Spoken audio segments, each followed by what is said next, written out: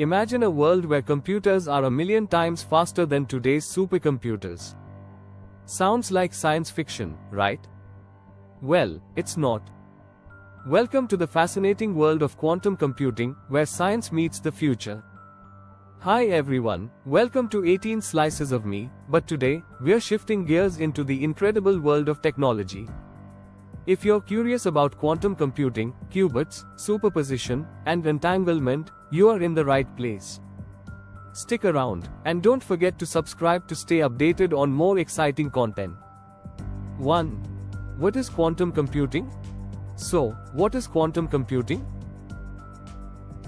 Traditional computers process information using bits, which are either zeros or ones. But quantum computers use something far more advanced, qubits. Unlike bits, qubits can exist in a state of 0, 1, or both at the same time, thanks to a property called superposition.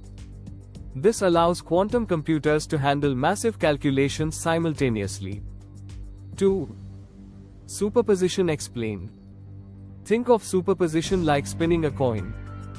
While it's spinning, it's neither heads nor tails, it's in both states at once. This ability to be in multiple states is what gives quantum computers their incredible power. 3.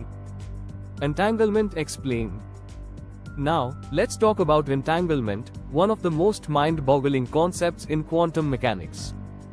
When two qubits are entangled, the state of one qubit is instantly connected to the state of the other, no matter how far apart they are. Einstein called this spooky action at a distance. It's this phenomenon that enables quantum computers to perform complex calculations at lightning speed.